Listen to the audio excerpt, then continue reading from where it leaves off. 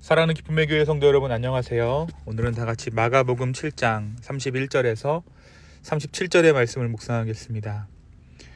예수께서 다시 두로 지방에서 나와 시돈을 지나고 데가볼리 지방을 통과하여 갈릴리 호수에 이르시매 사람들이 귀먹고 말 더듬는 자를 데리고 예수께 나와 안수하여 주시기를 간구하거늘 예수께서 그 사람을 따로 데리고 무리를 떠나사 손가락을 그의 양귀에 넣고 침을 뱉어 그의 혀에 손을 대시며 하늘을 우러러 탄식하시며 그에게 이르시되 에바다 하시니 이는 열리라는 뜻이라. 그의 귀가 열리고 혀가 맺힌 것이 곧 풀려 말이 분명하여졌더라. 예수께서 그들에게 경고하사 아무에게도 이르지 말라 하시되 경고하실수록 그들이 더욱 널리 전파하니 사람들이 심히 놀라 이르되 그가 모든 것을 잘하였도다. 못 듣는 사람도 듣게 하고 말 못하는 사람도 말하게 한다 하니라. 아멘. 우리가 어제 함께 나눈 마가복음 6장에서 예수님께서 고향에서 배척받으시고 제자들을 파송해서 복음 사역을 확장시키신 내용과 오병이어의 기적으로 하나님의 풍성한 공급을 나타나신 그 사건을 우리가 함께 나누었습니다. 오늘 본문인 마가복음 7장에서 예수님은 사람을 더럽게 하는 것은 바깥에서 들어오는 것이 아니라 마음에서 나오는 죄악들이라고 선언하십니다.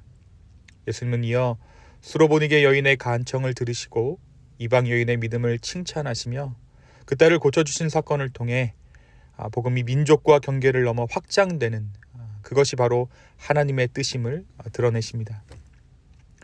그 중에서도 오늘 우리가 묵상하는 7장 31절에서 37절까지의 말씀은 예수님께서 두로와 시돈 지역을 떠나 다시 갈릴리 호수 쪽으로 그리고 이방인의 땅인 데가볼리 지방으로 들어가시는 여정에서 일어나는 일을 담고 있습니다.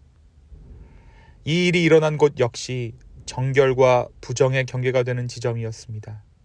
바로 이 지역이 유대 전통의 경계 밖, 비교적 이방 문화가 혼합되어져 있는 지역이었던 것입니다.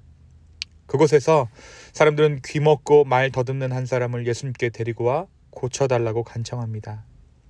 그는 귀가 들리지 않으니 말을 할 수 없었고 말이 어눌하니 사람들과 온전한 관계를 맺기도 어려웠을 것입니다.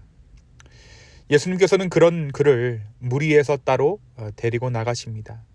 그리고 예수님은 무리의 시선에서 벗어난 자리에서 그의 귀에 손가락을 넣으시고 침을 뱉어 그의 손에 대십니다. 다소 당혹스러울 수 있는 행동이지만 당시 유대 문화 가운데 이것은 일종의 치유 행위로 받아들여질 수 있었습니다.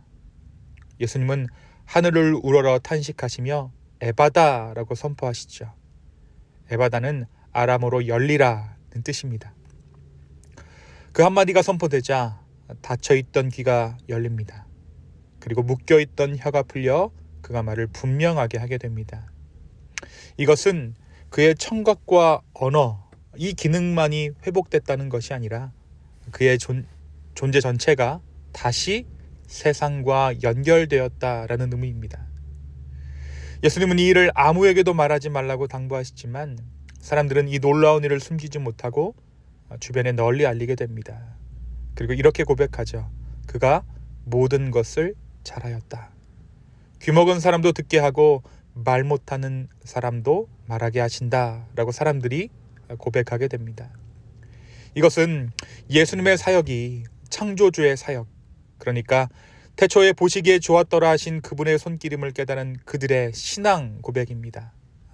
잘하였다, 보시기에 좋았더라 라는 고백이 바로 그들의 고백이었던 것이죠. 창세기에서 창조주의 고백이 이 마가복음에서는 사람들의 고백으로 이어지게 된 것입니다. 사랑하는 성도 여러분, 오늘 말씀은 우리에게 무엇을 말해주고 있을까요? 먼저 오늘 말씀은 경계를 허무는 것이 진정한 거룩이다 라는 사실을 우리에게 말해주고 있습니다. 당시 사람들은 먹는 것을 제한하고 사귀는 사람들을 선별하는 것으로 스스로의 거룩함을 규정하고 그 거룩함을 드러내고자 했습니다. 하지만 모두가 선을 긋고 경계를 분명히 할 때 예수님은 오히려 그 경계를 지어나가는 삶이야말로 진정한 구별의 삶, 거룩의 삶임을 보여주십니다. 거룩함은 담을 쌓는 것이 아니라 담을 넘어가는 사랑 가운데 드러난다라는 것을 예수님께서 보여주신 것이죠.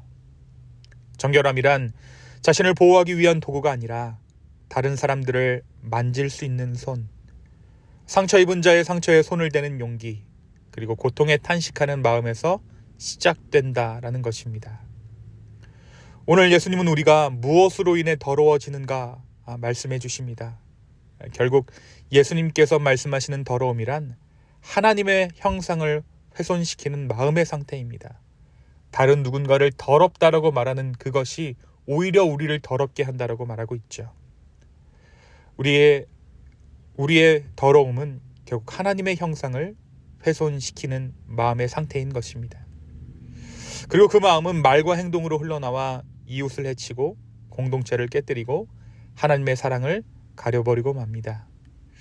오늘 이 아침 우리의 진정한 거룩이 무엇인지 깨닫는 이 아침 되기를 소망합니다.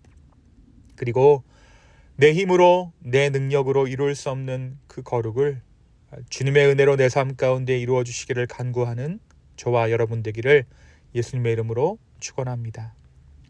두 번째, 오늘 말씀은 우리에게 예수님의 새 창조에 대해 말합니다. 예수님은 귀먹고 말 못하는 사람을 무리에서 따로 데리고 나가셨습니다.